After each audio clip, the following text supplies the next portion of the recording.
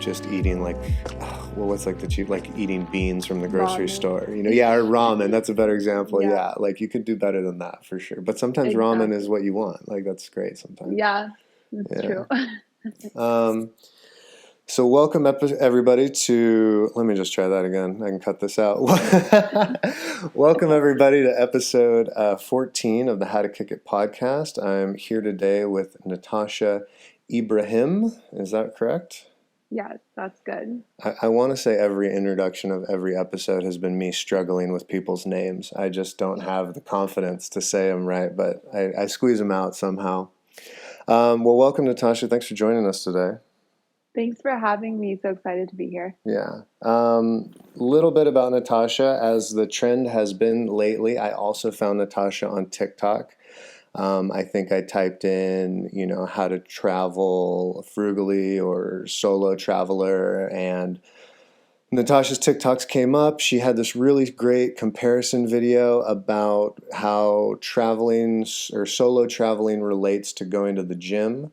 It was very captivating. I sent her a message. She wrote back, and here we are. So, Natasha, tell people a little bit about what you're doing professionally.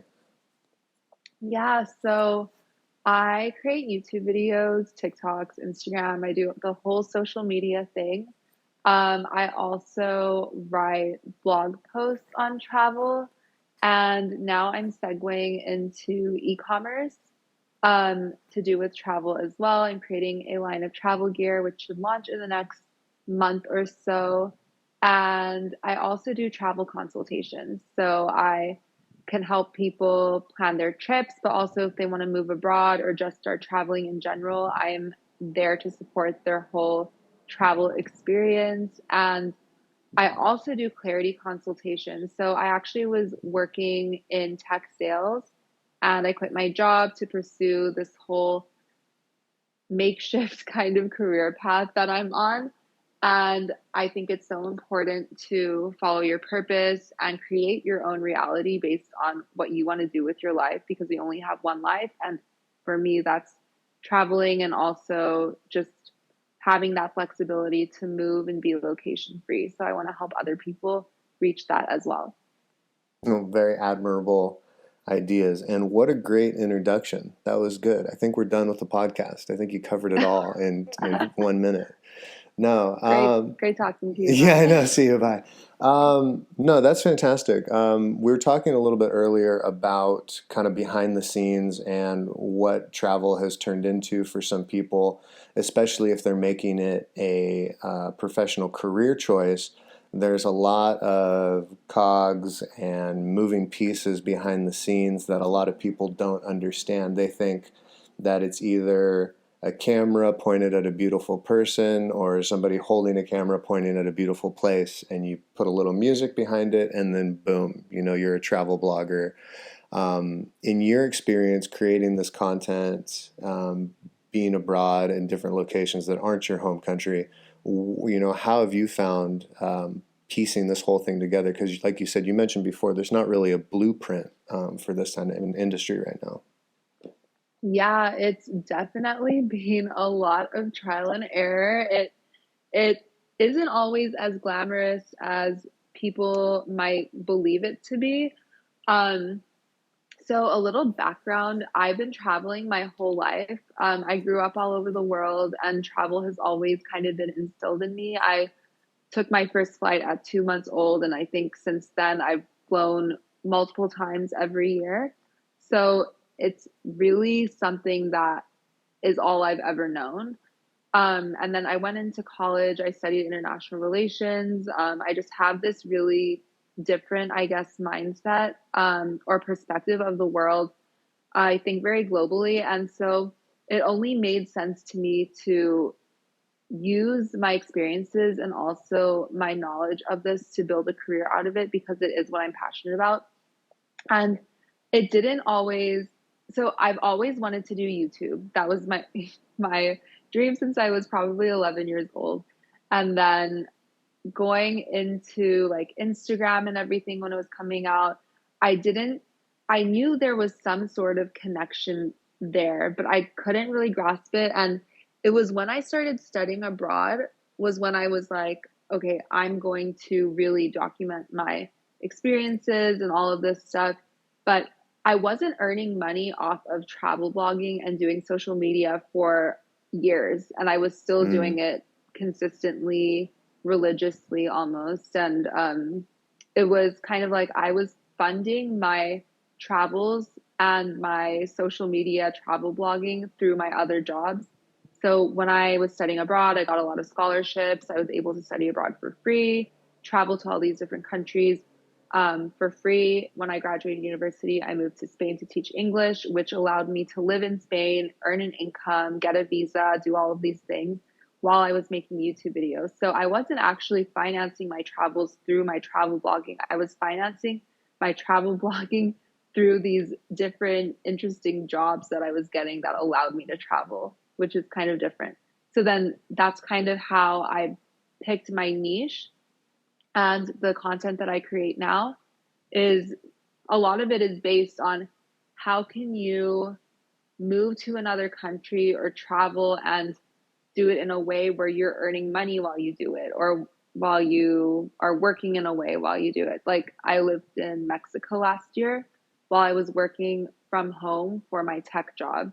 So technically I was supposed to be working from home, but I was like, why don't I just move to Mexico and work from there? yeah. So yeah, there's a lot of different makeshift ways, like creative travel, I like to call it. Hmm. Yeah, but as it's grown and as I've kind of gained my footing, I've started getting more brand deals and finding more ways to earn money around it. That's great. I mean, there's so many different professions where you have to put in a lot of schooling, education, investment, training, way before you ever start to see some sort of financial benefit from it. And I think with Mhm. the travel industry, unless you come from a very like fortunate background, like you said, where somebody can kind of fund you as you build your base, you have to be clever and you have to figure out a way to supplement what needs to be done in order to further your passion to get to a point where you have a reputation, you have a following, and you have a community that can help support you. So that's awesome.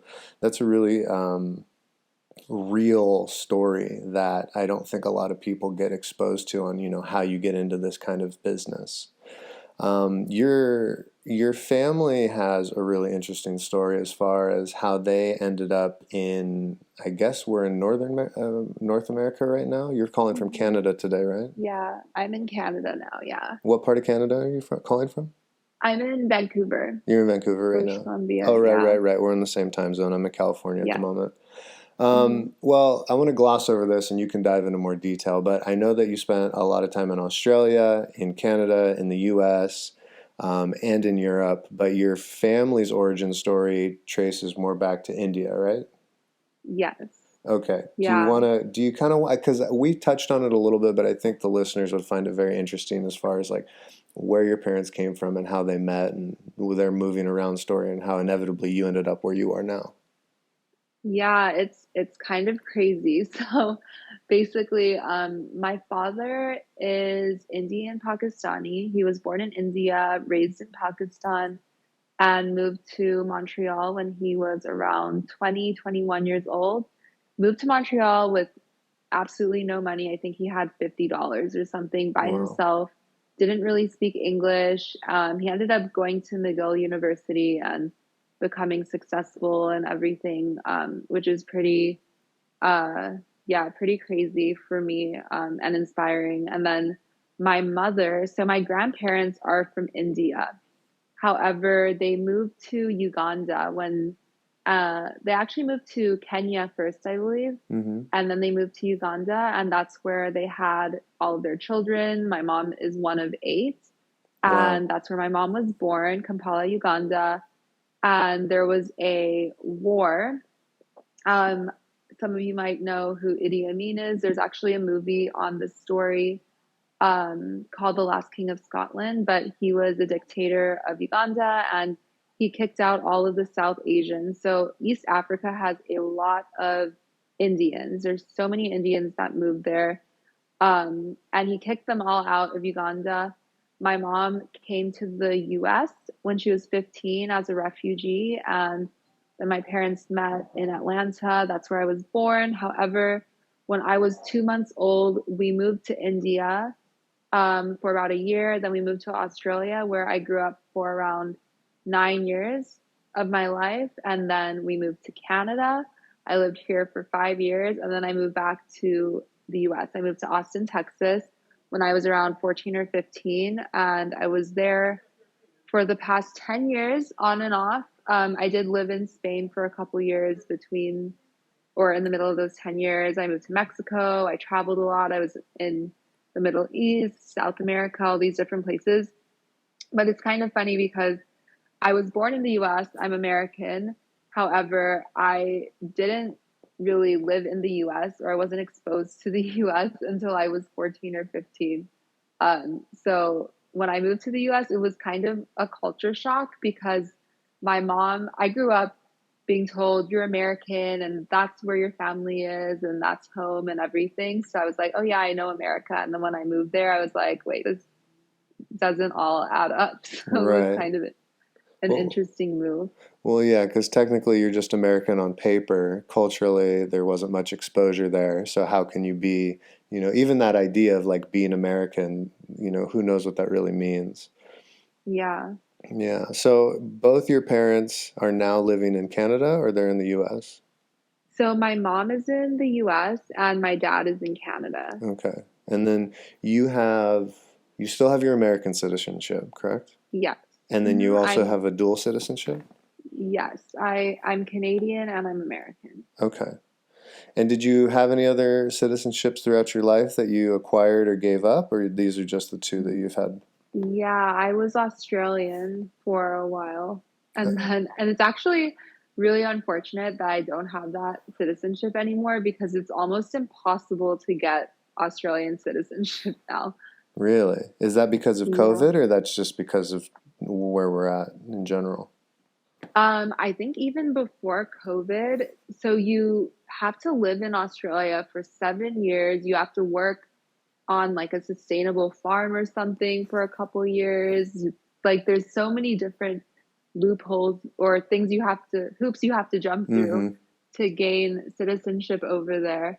Australia is pretty strict with immigration and their ecosystem, environment, all of those things. So yeah. Yeah, we had an episode, our friend Mirka, who's from Finland, who did the working holiday in Australia. And I think she's been there now for like 3 years because she was in the Oh middle of wow. it, like when COVID hit, so she wasn't really going to go anywhere. Oh yeah. Yeah, so maybe she just sticks it out for another 4 years and then boom, she has that citizenship. Citizenship. Yeah, maybe, who knows?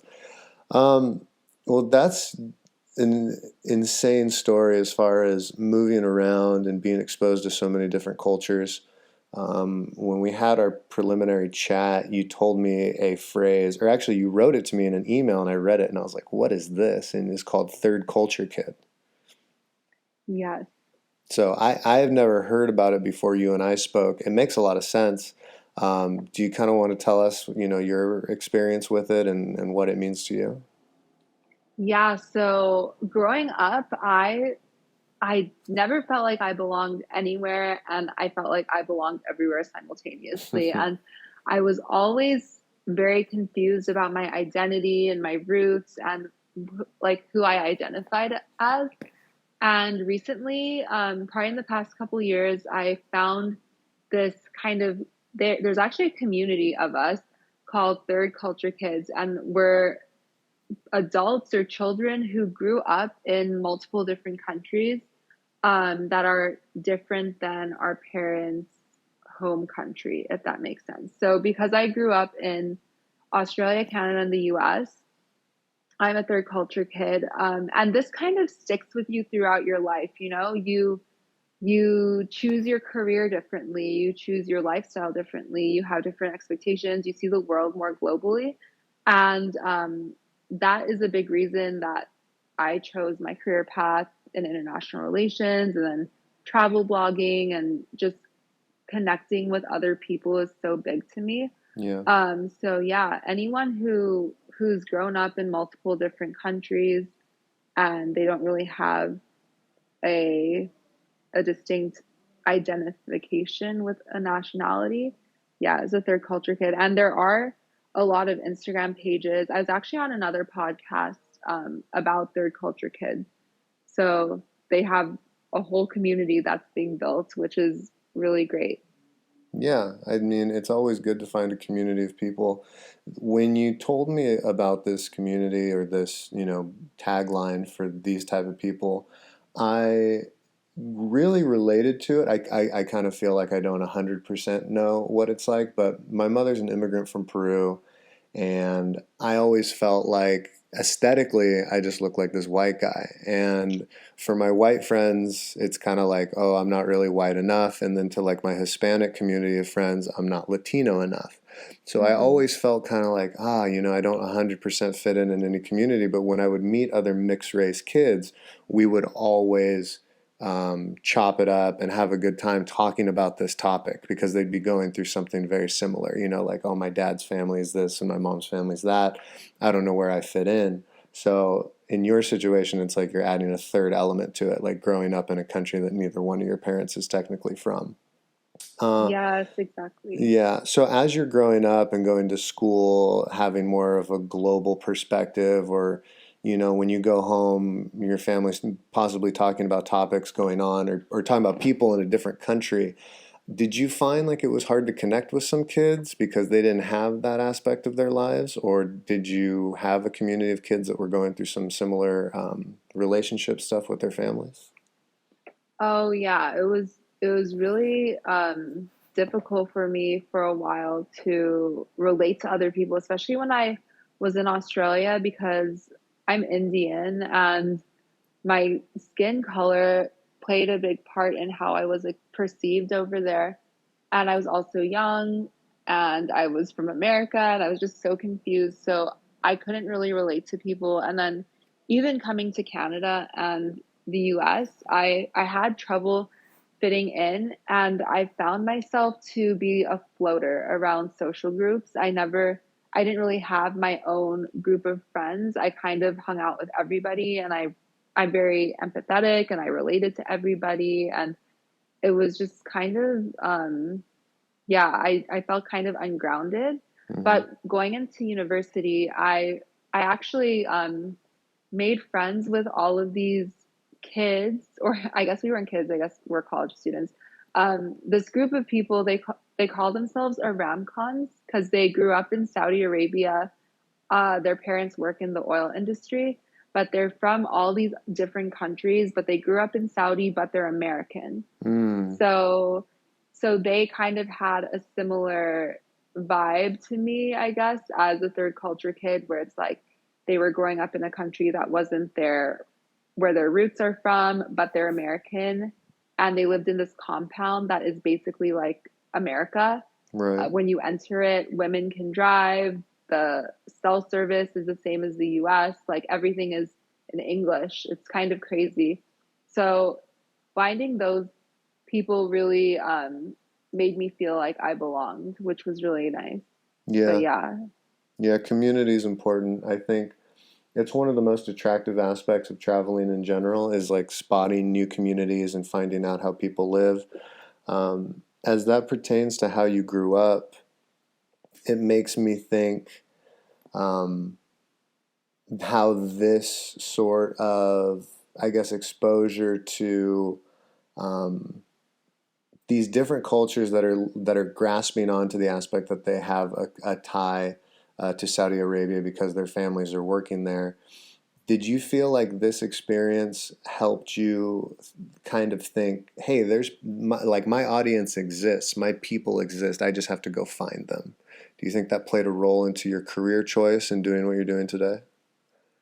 yeah, it did in a way.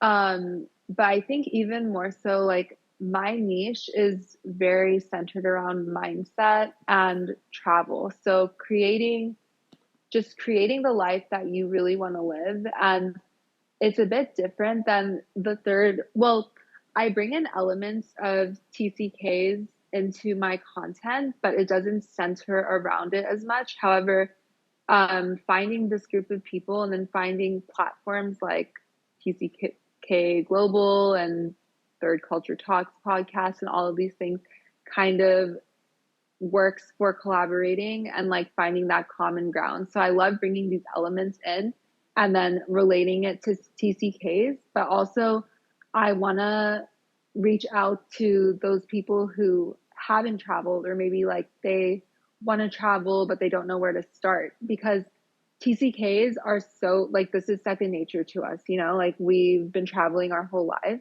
Mm-hmm. but sometimes other people who don't travel as much or who haven't had this upbringing, they don't even understand what it's like to travel. So I want to like, excuse me, bring all of this to their forefront to make them like understand that it's possible, if that Yeah. makes sense. No, 100%. When it comes to travel, living abroad, a lot of people have shut the door on the topic before they ever, before they ever opened it or looked through it or Mm-hmm. done any sort of research. It just seems like, oh, I don't have any resources over there, family and friends. I don't have the money to do it. I don't have the time. All of these things. And some people don't have the desire. I appreciate and respect that. But I think there's a lot of people who do have the desire, but they don't allow themselves to go down that road too much for fear or whatever's holding them back. So I think hearing more of these stories of people doing it, everyday people living abroad, exploring, traveling long term, I hope it inspires and makes it more normal. Like you said, as a third culture kid, living in a different country is just this is what you do. It's not even a thing, right? It's not Mm-hmm. it's not something you have to figure out. It's something that you were kind of born into. Um, Growing up myself, like my mom being from Peru and still having family there, like every year she'd pull me out of school a little early and we would go off to Peru. And like some of my friends that are growing up, they're like, where is Peru? What is Peru? And I'm like, really? Like, just look at a map. It's right there. It's not that far. It's like Yeah. for Americans, it's just like Mexico 2.0. Just keep going south, and eventually you run into it. Um, and it was funny because it was just such a normal location for me, and it was always something that I would talk about, and to other people, it was like going to a different planet. I Yeah. didn't even know it existed. Um, it's well, thank you for sharing that information. I think it paints a better picture of kind of who you are and some of your motivations.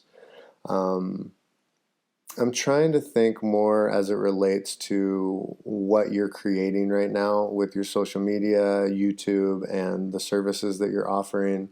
Where do you see this in the next 4 or 5 years? In an ideal situation, COVID is obviously kind of settled down, borders are opening up, restrictions are lightened. Where do you see your business? Where do you see you going? Like, what are your big picture goals? So I I like to think of myself as a content creator first and foremost. I love sharing my story. I love sharing other people's stories as well on my YouTube channel. I interview people and I really get into the local culture when I travel as well. I couch surf and I meet the locals and I do all of um the roughing it and stuff, but I also travel well. So for for myself, ideally, my YouTube channel will grow, and then from there, I'll be able to do more consultations and maybe expand my consultations into creating guides for people to travel and maybe doing a course or something on travel. Mm, And of course, with the brand that I'm launching on Amazon in the next month, I'd love to expand my products. I'm just launching one product right now. So hopefully, I can expand that into a whole line of travel gear and create a community around that as well. So I'm working on my social media strategy for that brand. And I think brand identity and creating a community and also providing a lot of value through my content is so important to me. So, depending on how that goes, maybe I can do host trips with other people. There's so many possibilities, like everything is quite endless. But one thing that I do want to do in the future once everything is really running is work with women around the world, female entrepreneurs, because when I travel, I love um, buying goods or clothing or jewelry or I don't know, kitchenware, whatever it is from women that make these things themselves because they own their own businesses. And um, I share I share some of their stories on my through my content, but I would love to create a platform that allows people to purchase goods from these women all over the world, you know, and support them and kind of give them the independence and freedom and also the reach to sell to people in other countries Women and tell their supporting, story. yeah, women supporting women. I think that's really Hmm. important, and if it's something you're passionate about and you have a platform, I think it's a good place to be. I Hmm. want to talk more about the product line, but before we do, this is a question I think I've asked every female interviewer or interviewee that we've had on the show, and it comes down to travel and safety. It's obviously something that everybody's aware of, regardless of gender, but I'm curious if there's anything that you can recommend to people, or there are things that you do in order to kind of mitigate the risk level or fear level, or how to be conscious of safety and security. You mentioned that you couch surf. I'm guessing you do some of this or a lot of this independently. What do you do to insulate yourself, and what can you recommend to the listeners to do? Yeah, of course. I actually have a video on YouTube about this, and I just made a three-part series on TikTok literally a few days ago on how to travel safely as a solo female traveler because it is it is quite, I mean, the risk is definitely higher and you do have to take more precautions. And I'm not going to lie, like, I have been in some situations that could have gone badly, but thank God they didn't. Hmm. There are things that I've learned along the way. As for couch surfing, I will talk to my host I will try and book a couch surfing host like a few weeks in advance. I'll talk to them almost every day. We'll get to know each other, like really understand, you know, the vibe. Before I will go, I'll always be aware of if there's a hostel or another accommodation that I could go to in case I don't feel comfortable there. Setting boundaries is really important. And also just using your network. I am so big on connecting with people. I love connecting with people and just making friends. And I use social media a lot to make friends and meet people while I'm traveling. So just reach out to people, ask your friends and family if they've gone to the city that you're going to, if they have mutual friends there, if they can connect you with them. Just try and meet people and know that people are generally good. However, you have to watch your back. And the more people you know in a city, the better it is because you can kind of, in case something happens, have someone to call or someone to ask questions and everything. But Yeah, yeah. I think that's important. And when it comes to traveling, I think a lot of people, they don't want to do the work. And Hmm. I think it's such a big payoff if you do the work, if you do the research, like you said, reach out to your community, try to reach out to people you also don't know, because sometimes Hmm. you're kind of stuck in this narrative because of your community. For better or for worse, when you hang out with the same people all the time, you start kind of assimilating their perspectives through osmosis almost. You just absorb Yeah. their opinions and perspectives, and to have a better understanding of what life is, you need to go outside of that. So travel really helps, reaching out to different people. But I wish I could tell people, oh, it's really easy and it's all super fun. But like we've talked about on this podcast, it's work and it's hard and there's a lot going on behind the scenes. So that was a very informative answer, and that was one of the most real answers I've gotten so far. I've had a few of the female guests being like, "Oh, I don't really worry about it. I just go for it," and I'm like, "That's great. That's great too." I've had other ones say they check everything and jump through all the hoops. So I mean, live the life that Yeah. you want to live. Do it however you want to do it. I mean, I'm 25 now, but I started solo traveling when I was 18. Mm, And yeah, I definitely winged it the first few times yeah. and got myself into pretty scary situations. Like, one of my first solo trips was to Ireland, to Dublin, and then to London.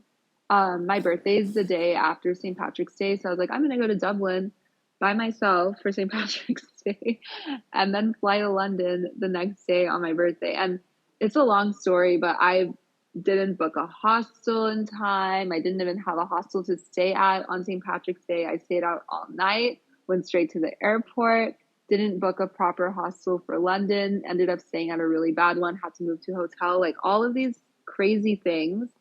And I don't know how I had the stamina to make it through because I went like 3 days without sleeping. But yeah, I will never do that again. And of course, I've learned through trial and error. And I want to share my experiences and stories to help other women because it's like you can learn on your own or you can learn from other people more quickly. So I think it's important. I think it's so worth it to solo travel and you grow in so many ways. Everyone should do it, but definitely like take the right precautions. Yeah.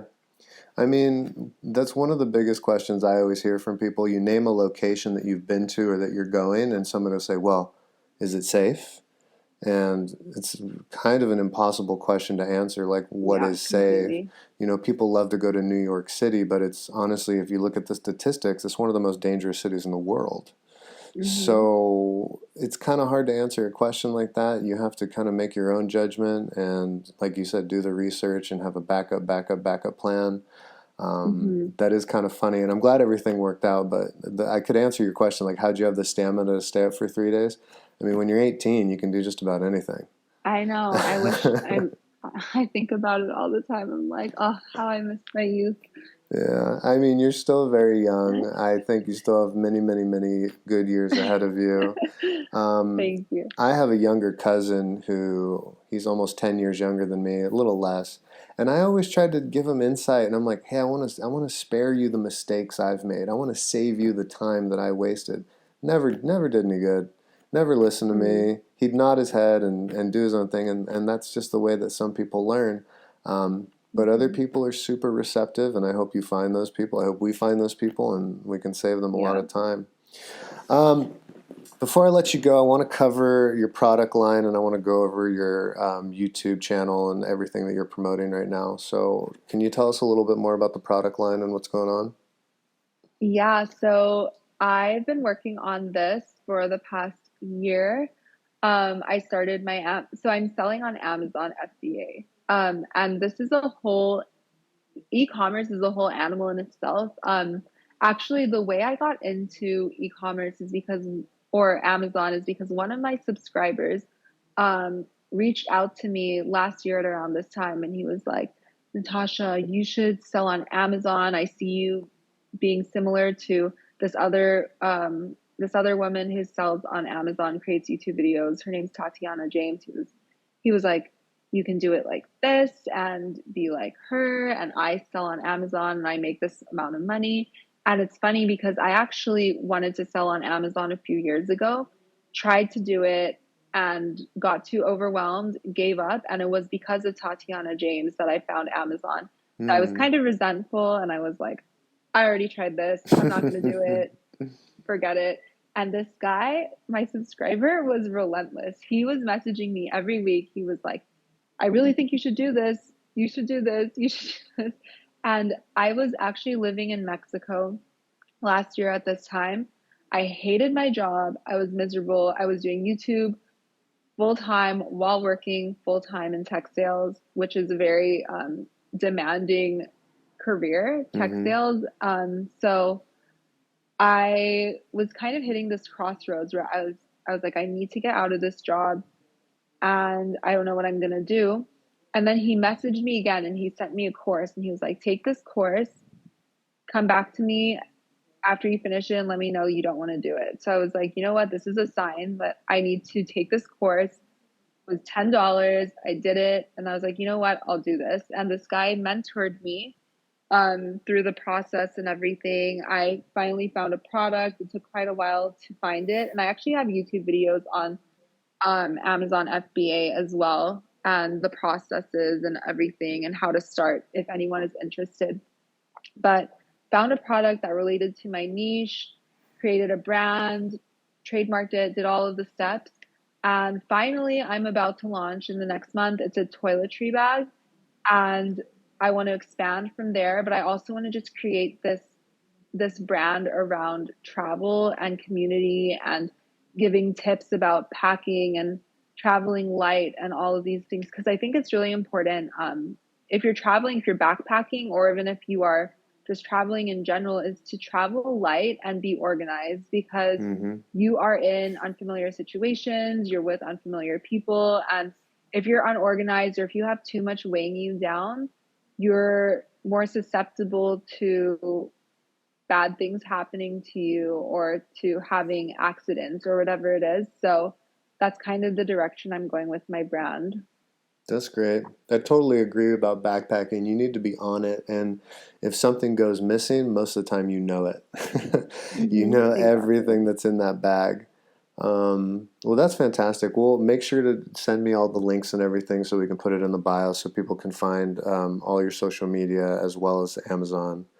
Um, I think we covered a lot in a short amount of time. I think I got to pat you on the back here. You're very articulate and well spoken, and I think that's what made us run through a lot of these topics pretty quick. But Thank you. is there anything else that you'd like to add or anything you'd like to cover before I let you go for the day? Um, no, thank you so much for having me. If anyone is interested in traveling or has any questions for me, please feel free to reach out. I love meeting you guys and talking about travel and how you guys can start and all of that. And I, of course, give consultations too if anyone is interested in beginning their travel journey. But yeah, this was so great. It was amazing talking to you about all these things. Yeah, no, thanks for taking the time. I really appreciate it. Hopefully growing our base. And I gotta say, if from the solo female travelers I met when I was backpacking not too long ago, but not too recent. I think you're a huge inspiration, and what the content you're putting out, I think, provides a lot of guidance, and I think it really demystifies and makes this whole thing of exploring the world a lot less scary and more obtainable to the everyday person. It's not about having a lot of money, it's not about having a lot of resources, it's about having a lot of will and a lot of drive to go and push yourself outside the bounds of maybe what your community has done. So I think you really feed into that, Natasha, and I really just want to thank you for your time. Thank you so much. Yeah, no problem. All right, guys, we'll see you next time. Bye. Bye bye.